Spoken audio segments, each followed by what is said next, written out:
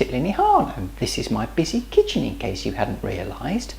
Now, I've travelled around a lot of Greek islands, and one thing that occurs to me is whenever I encounter Kleftico, it's never the same. I mean, on Kos I had something that was a bit like a lamb stew, but to me Kleftico is about slow cooked lamb with onions. Now, when we were on Tinos a couple of years ago, we found this little restaurant who served Kleftico, and it was amazing. And I'm going to share that recipe with you now. Heat 2 tablespoons of olive oil in a pan and add in 350 grams of cubed lamb. Stir, add a tablespoon of lemon juice and continue stirring until the meat is nicely browned. After about 5 minutes, the meat should be nicely browned, so we can turn off the heat. Now I've got a piece of baking foil here. It's about 45 centimetres long, and I'm going to put on it half a thinly sliced medium onion. Just spread it out. Now I'm going to put on half the lamb pieces. They've cooled a bit, so I don't have asbestos fingers. Then I'll put some baby potatoes around the outside. Then sprinkle on some oregano. Don't go too crazy with the herbs. A nice pinch of thyme. And a little bit of sage. You don't want to go too crazy with the sage because it has quite a strong flavour. Season with some salt, a little bit of pepper, a tablespoon of white wine, and then half a medium onion that's been thinly sliced. Finally, add on a bit of juice from the pan that you cooked the lamb in.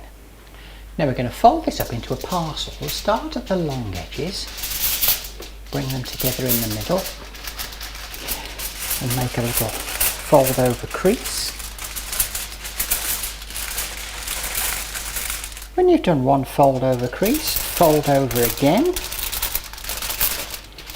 and fold over again. Now carefully fold up the ends. Start with this end, fold it over, swivel it round. Potato trying to escape there. Fold it over, fold it over.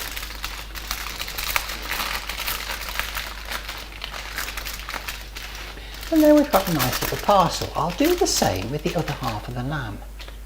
Now put the 2 parcels into a baking tray.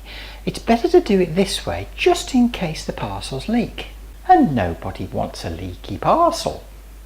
So now I'll pop this in an oven at 150 degrees C for at least 2 hours.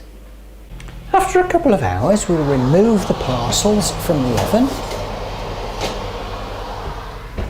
And without burning ourselves, we'll carefully peel open the parcels.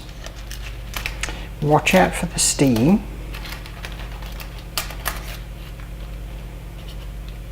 There we go, looking quite nice already. So far, so pretty ordinary, but here comes the killer ingredient, cheese. Now into this I'm adding a 50-50 mixture of gruyere and emmental. I can't get proper Greek cheese for this in the UK, so this is the best I can do, but it's pretty good. Don't overfill, just put something in there like that. Then carefully reseal the parcels.